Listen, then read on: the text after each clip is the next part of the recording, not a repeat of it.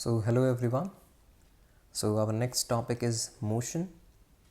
अब मोशन का मतलब क्या होता है? अगर हम बेसिक लेमैन टर्म में बोलें तो मोशन का मतलब होता है मूवमेंट।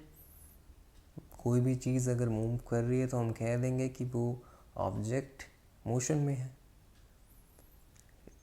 अगर हम अपने चारों तरफ देखें, सराउंडिंग्स में ही देखें, तो हमारे सराउंडिंग में जो भी ऑब्जेक्ट्स हैं वो मूव कर रहे हैं।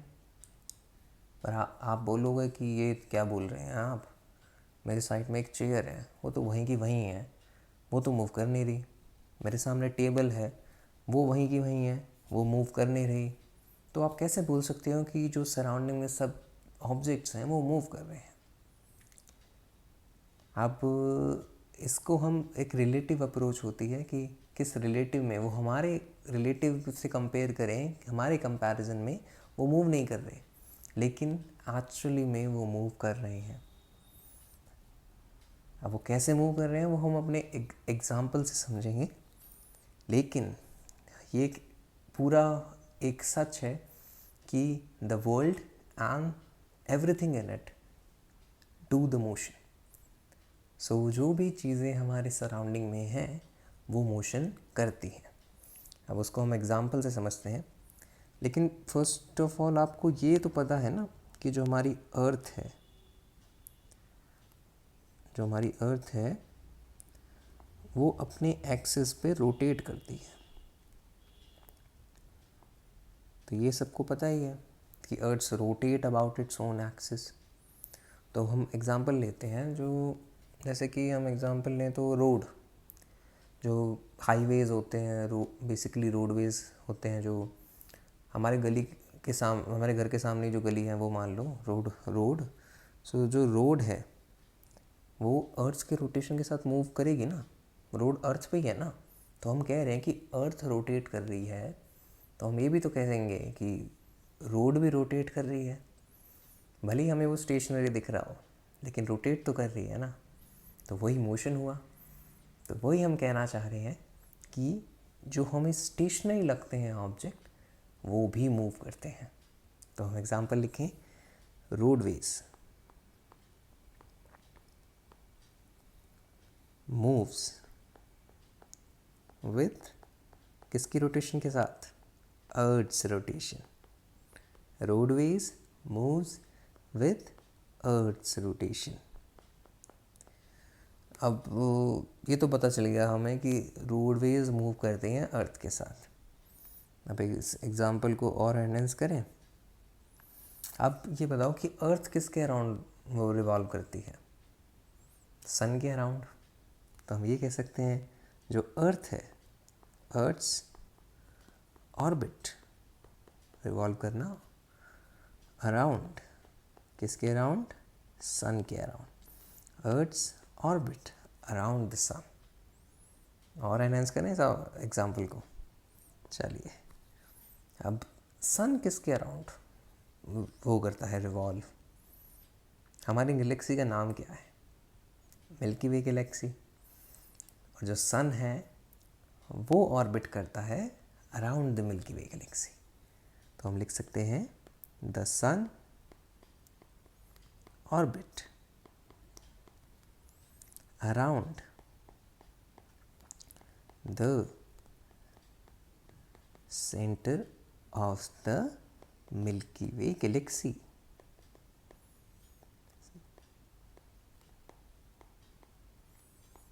तो हमें रोड देख लिया, रोड अर्थ के साथ मूव करती है, अर्थ सन के अराउंड मूव करता है, जो सन है वो मिल्की वे के अराउंड मूव करता है। और अगर हम इस एग्जांपल को और एनहेंस करें, कर दें? चलिए करते हैं। अब मिल्की वे को हम लेंगे एज ऑब्जेक्ट। सो मिल्की वे किसके अराउंड या रिलेटिव में मूव करेगी? मतलब दिस एक ही गैलेक्सी नहीं होती ना, मिल्की वे गैलेक्सी है, and our closest neighbouring galaxy is Andromeda galaxy. तो हम कह सकते हैं द मिल्की वे, जो हमारी गैलेक्सी है, the Milky Way Galaxy shows the relative का मतलब किसी से कंपेयर कर रहे हैं, शोज़ द रिलेटिव माइग्रेशन या मूवमेंट कह लें हम, शोज़ द रिलेटिव माइग्रेशन या movement with the other Galaxy. तो हम कैसे एक रोड के एग्जांपल से गैलेक्सी तक पहुंच गए। तो मोशन यूनिवर्स में हर जगह है, एक छोटी सी छोटी रोड से लेके एक बड़ी सी बड़ी गैलेक्सी। तो इससे आपको आइडिया हुआ होगा कि मोशन कहाँ कहाँ है, हर जगह ही मोशन है। जो चीज़ें हमें स्टेशनरी लगती हैं वो भी मोशन में आती हैं। अब दो टाइप के मोशन होते हैं, काइनेमेटिक्स और डायनेमिक्स, उनको हम स्टडी करते हैं। First of all we will study kinematics. अब काइनेमेटिक्स होता क्या है? जैसे हमने कहा कि जो हम मोशन से डील कर रहे हैं तो काइनेमेटिक्स मोशन से तो डील करेगा ही, लेकिन इसमें कैच ये है कि काइनेमेटिक्स जो मोशन से डील करता है वो फोर्सेस के इफेक्ट को नेग्लेक्ट करता है। जैसे कि डेफिनेशन में लिखा है, it deals with the concept that are needed to describe what motion without any reference to forces. जो भी फोर्सेस के इफेक्ट होंगे उसको अगर हम नेग्लेक्ट कर दें तो वो क्या बनता है? काइनेमेटिक्स। तो हम क्या, जो हम अभी 1D मोशन जो पढ़ रहे हैं, motion in a straight line, वो 1 डायमेंशनल मोशन है। अगर इसमें हम फोर्सेस को नेग्लेक्ट कर दें, फोर्सेस को नेग्लेक्ट कर दें, जो भी एक्सटर्नल फोर्सेस है, जैसे कि एयर रेजिस्टेंस हो रहा है, ग्रेविटेशन का फोर्स है, बहुत सारे फोर्सेस ऐसे एनवायरनमेंट में, उन सब फोर्सेस को हम नेग्लेक्ट कर दें तो ये हमारा क्या बन जाएगा? ये हमारी बन जाएगी काइनेमेटिक्स की स्टडी। काइनेमेटिक्स क्या हो गया? Kinematics deal with the concept of motion but omitting the effect of forces। Forces के इफेक्ट को नेग्लेक्ट करके जो हम मोशन की स्टडी करते हैं उसे हम काइनेमेटिक्स कहते हैं। अब हमने दो टाइप के बताए थे motion, one is kinematics, other is dynamic. So अगर हम डायनेमिक्स पे जाएं तो दो ही मोशन है। काइनेमेटिक्स फोर्सेस के इफेक्ट को नेग्लेक्ट करता है, तो डायनेमिक्स क्या करेगा? ये फोर्सेस के इफेक्ट को नेग्लेक्ट नहीं करेगा। तो डेफिनेशन क्या होगी इसकी? It deals with the effect that forces have on motion. जो फोर्सेस का इफेक्ट मोशन पे आएगा उससे जो हमारे पास ऑब्जर्वेशंस आती हैं उसको डिस्क्राइब करता है डायनेमिक्स। सो काइनेमेटिक्स फोर्सेस को नेग्लेक्ट करता है, डायनेमिक्स फोर्सेस को नेग्लेक्ट नहीं करता है। जो फोर्सेस के इफेक्ट होते हैं मोशन पे, डायनेमिक्स उनको नेग्लेक्ट नहीं करता है। अब हमें पता चल गया कि काइनेमेटिक्स क्या होता है, डायनेमिक्स क्या होता है। तो हम एक ब्रॉडर डेफिनेशन की तरफ जा रहे हैं। वो ब्रॉडर डेफिनेशन हम उन दोनों वर्ड से ही समझ सकते हैं, काइनेमेटिक्स एंड डायनेमिक्स।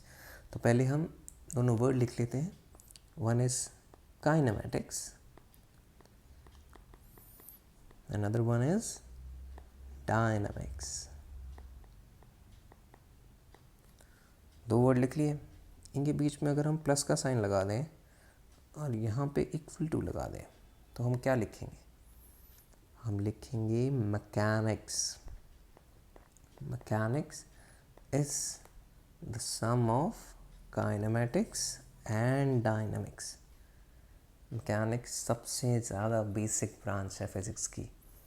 फ़िज़िक्स का स्टार्ट ही मैकेनिक्स से हुआ था, और हम जब भी फिज़िक्स को पढ़ना स्टार्ट करते हैं तो मैकेनिक्स से ही करते हैं। सबसे ज़्यादा बेसिक और स्टार्टिंग की ब्रांच को हम क्या कहते हैं? मैकेनिक्स। जो मैकेनिक्स है वो काइनेमेटिक्स प्लस डायनामिक्स इन दोनों से मिक्सचर से बनती है। काइनेमेटिक्स में क्या होगा? फोर्सेस के इफेक्ट को हम नेग्लेक्ट करेंगे मोशन पे। डायनेमिक्स में क्या होगा? फोर्सेस के इफेक्ट को हम कंसिडर करेंगे मोशन पे। और उन दोनों को अगर हम मिला दें तो हमारी क्या बन जाएगी? मैकेनिक्स। अब हमने दोनों टाइप के मोशन पढ़ लिए, लेकिन हमने थोड़ी प्रॉपर्टीज़ डिस्कस करें मोशन की, तो उससे हमारा अंडरस्टैंडिंग और ज़्यादा बढ़ेगी। तो हम प्रॉपर्टीज़ की तरफ जाते हैं। General properties of the motion. अब पहली प्रॉपर्टी सबसे ज़्यादा बेसिक और इम्पॉर्टेंट प्रॉपर्टी है, जो कि है the motion is always in a straight line. अब वो लाइन वर्टिकल भी हो सकती है, हॉरिजॉन्टल भी हो सकती है और स्लांटेड भी हो सकती है, बट एक नेसेसरी कंडीशन क्या है, इट मस्ट बी स्ट्रेट। तो जो मोशन हम कर रहे हैं वन डायमेंशन में डिस्कस, बेसिकली हम वन डायमेंशन की ही प्रॉपर्टी पे डिस्कस कर रहे हैं, क्योंकि हमारा टॉपिक चैप्टर क्या नाम है हमारा, motion along a straight line motion in a one dimension. So अभी हम सिर्फ वन डायमेंशन मोशन की प्रॉपर्टी डिस्कस कर रहे हैं, जिसमें जो मोशन है वो स्ट्रेट लाइन के अलोंग होगा, और वो जो लाइन है वो ये तो वर्टिकल भी हो सकती है, वो हॉरिजॉन्टल भी हो सकती है, और वो स्लांटेड भी हो सकती है, लेकिन वो हमेशा स्ट्रेट होगी। वो ऐसे कर्व जो हम बना रहे हैं, ये वाला कर्व नहीं होगा, वो हमेशा स्ट्रेट होएगी और स्ट्रेट होएगी। स्ट्रेट में वर्टिकल भी हो सकती है, हॉरिजॉन्टल भी हो सकती है और स्लांटेड भी हो सकती है, मगर ये जो कर्व्ड पाथ है ये नहीं हो सकती। तो हमने पहली प्रॉपर्टी डिस्कस कर ली, जो कि है कि जो मोशन है वो हमेशा स्ट्रेट लाइन के अलॉन्ग होगा, और वो स्ट्रेट लाइन वर्टिकल, हॉरिजॉन्टल और स्लांटेड कैसे भी हो सकती है।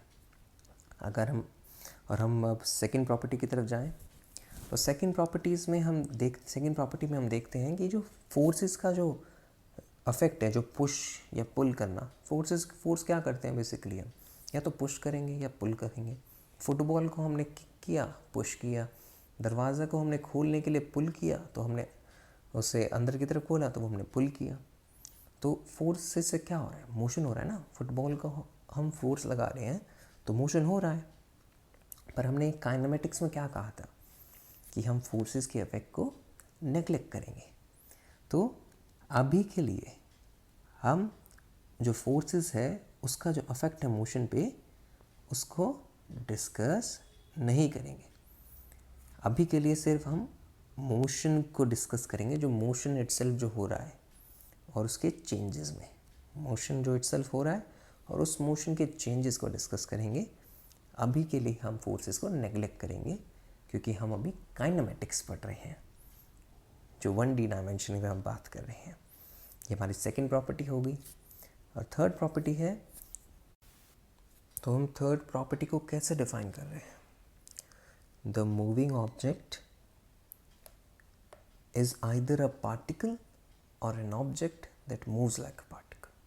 तो अगर हम डिफाइन करें, जो हम डिफाइन कर रहे हैं, जो अगर मूविंग ऑब्जेक्ट जो है हमारे पास, जो मूविंग ऑब्जेक्ट है हमारे पास, या तो वो पार्टिकल की तरह बिहेव कर रहा है, और जो ऑब्जेक्ट है अगर वो पार्टिकल की तरह बिहेव नहीं कर रहा, लेकिन जो मूवमेंट हो रही है वो पार्टिकल की तरह है, तो उसको हम पार्टिकल कंसिडर कर सकते हैं।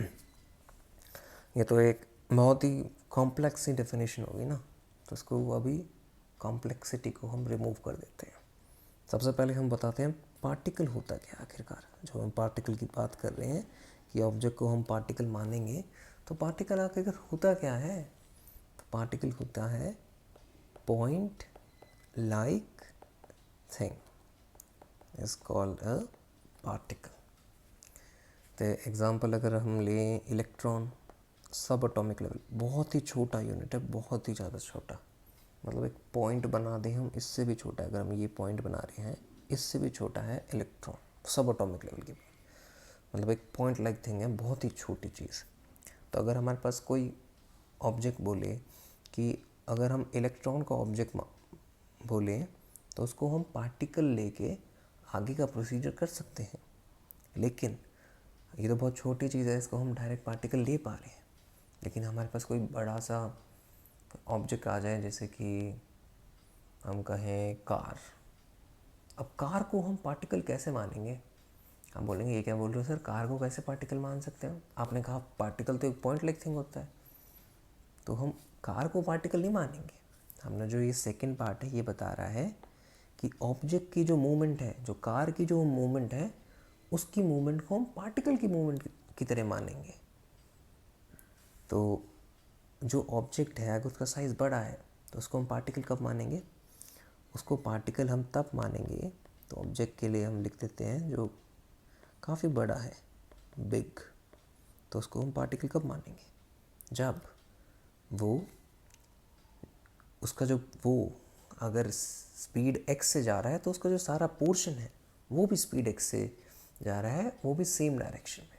अब इसको अगर हम लिखें तो every portion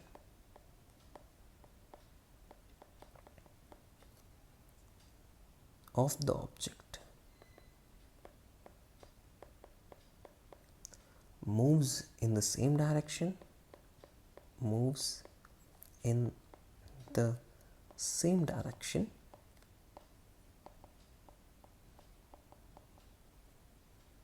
and at the same rate। तो हमने यहाँ पे दो कंडीशन लगाई हैं। क्या है वो दो कंडीशन?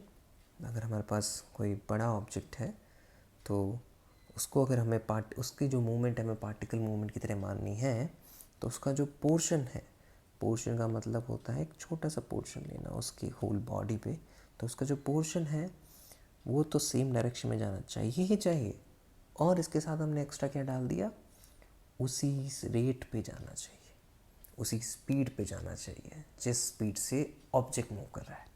अब इसका हम एग्जांपल दें तो कार ही ले लेते हैं हम। तो एक रोड बना दी हमने, ठीक है, ये एक्स एक्सिस पे एक रोड है हमारी। अब एक कार भी बना देते हैं।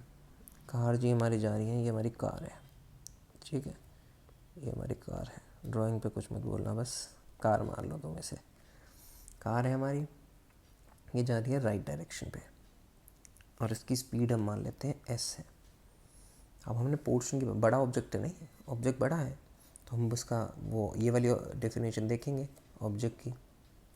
तो ये डेफिनेशन में क्या कहते हैं कि जो उसका एक पोर्शन ले अगर हम छोटा सा, तो हम एक छोटा सा पोर्शन ले ही लेते हैं। ये हमने एक पोर्शन ले लिया कार का। अब हम ये चेक करेंगे कि ये जो पोर्शन है कार का, ये राइट डायरेक्शन में जा रहा है, क्योंकि कार भी हमारी राइट डायरेक्शन में जा रही है। और डेफिनेशन के क्या लिखा हुआ है कि सेम डायरेक्शन में जाना चाहिए पोर्शन।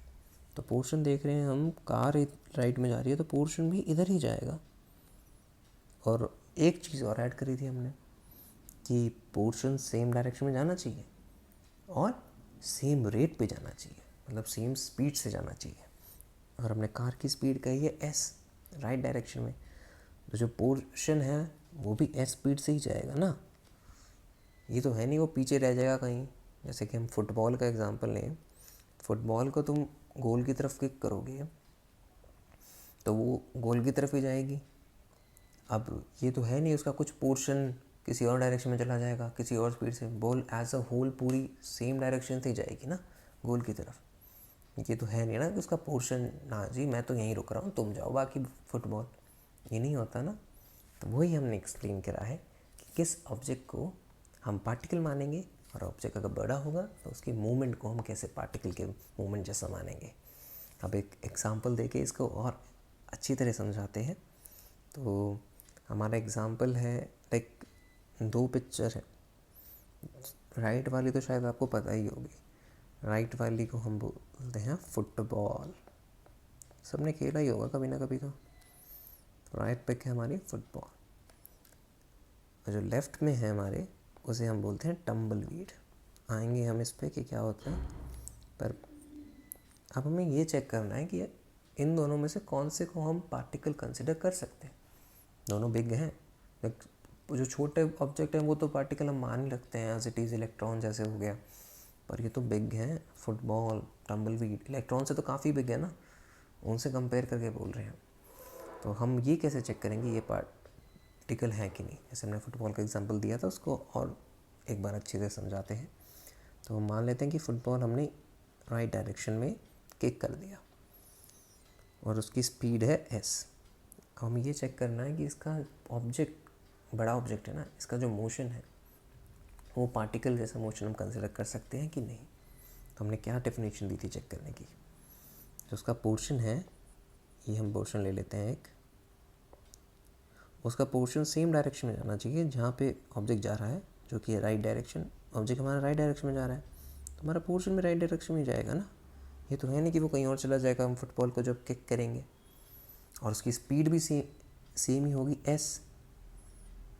जैसे हम फुटबॉल को किक करते हैं गोल की तरफ, तो फुटबॉल एज अ होल पूरी जाती है ना गोल की तरफ। ये तो है नहीं कि एक पोर्शन रुक के बोल देगा ना जी ना, आप पूरी बाकी सब फुटबॉल चली जाएगी, हम तो कहीं रुकेंगे, ऐसा तो नहीं होता। तो वही जो फुटबॉल है उसका अगर हमने एक पोर्शन कंसिडर करा और हमने चेक किया कि वो सेम डायरेक्शन में जा रहा है जैसे यहाँ पे ऑब्जेक्ट जा रहा है, और जो उसका रेट है, उस पोर्शन का जो रेट है उस डायरेक्शन में जाने का, वो भी सेम है, जो कि एस है। पोर्शन की स्पीड भी एस है और जो फुटबॉल की स्पीड है वो भी एस है। तो हमारे डेफिनेशन के दोनों पॉइंट्स को वो सेटिस्फाई कर रहा है। तो फुटबॉल को हम क्या कहेंगे कि फुटबॉल की जो मूवमेंट है वो हम पार्टिकल कंसिडर कर सकते हैं, पार्टिकल जैसी मूवमेंट कंसिडर कर सकते हैं। अब करते हैं बात हम टम्बल बीड की। अब मान लेते हैं हम tumble bead as a whole जा रहा है राइट डायरेक्शन में, स्पीड उसकी एस है। अगर हम एक छोटा सा अगर हम पॉइंट लें, पोर्शन ले लेते हैं टम्बल बीड का। टम्बल बीड पता है ना, वो घासों का जो गुच्छा टाइप हो जाता है, मतलब हवा आई वो उड़ के चले गया कहीं भी, वैसा होता है। जैसे अगर आप हाथ में अपनी घास लोगे, एक ही घास ले लो बस, ज़मीन से तोड़ के एक घास ली, हाथ में रखी, ऐसे ही हाथ को ही मूव कर दो राइट टू लेफ़्ट। क्या नोटिस किया आपने, जो इस पॉइंट से हमने घास को पकड़ा है वो तो साथ साथ चल रहा है हमारे हाथ के, लेकिन जो ऊपर की तरफ पॉइंट है कुछ अपोजिट लेंथ पे उसके, वो पीछे जा रहा है, वो पीछे की तरफ है, उसकी स्पीड डिफरेंट है। सेम डायरेक्शन में आ तो वो भी रहा है लेकिन स्पीड क्या है, डिफरेंट। तो वही चीज़ हम यहाँ टम्बल बीड भी एक तरह से घास ही कह लो तुम। तो टम्बल बीड की as a whole speed S है, लेकिन हम उसकी पोर्शन की स्पीड देखिए, एस है राइट डायरेक्शन में। टम्बल बीड की एज अ होल जो स्पीड है वो एस है राइट डायरेक्शन में, और जो पोर्शन की स्पीड है वो भी राइट डायरेक्शन में ही है, लेकिन उसकी जो स्पीड है वो डिफरेंट है एस डैश से, वो एच से। तो जो पोर्शन की स्पीड है और जो ऑब्जेक्ट की स्पीड है वो मैच नहीं कर रही है टम्बल बीड के केस में। और हमारी डेफिनेशन क्या थी कि जो पोर्शन है ऑब्जेक्ट का वो सेम डायरेक्शन में जाना चाहिए ऑब्जेक्ट की। यहाँ भी वो हो रहा है, जो टम्बल बीड का पोर्शन है वो भी राइट डायरेक्शन में जा रहा है और टम्बल बीड भी राइट डायरेक्शन में जा रहा है, लेकिन जो रेट है उसका राइट डायरेक्शन में जाने का, टम्बल बीड का रेट क्या है राइट डायरेक्शन में जाने का, एस। जो पोर्शन का रेट है वो है एस डैश, जो कि एस से डिफरेंट है। तो दोनों का रेट क्या हो गया, डिफरेंट। तो हम टम्बल बीड के मोशन को as a particle motion consider नहीं कर सकते। तो हमने ये थर्ड डेफिनेशन से सीखा कि हम किस ऑब्जेक्ट की मोशन को पार्टिकल के मोशन की तरह कंसिडर कर सकते हैं और किस ऑब्जेक्ट को हम पार्टिकल कंसिडर कर सकते हैं। So this is for this section. Happy learning to all of you.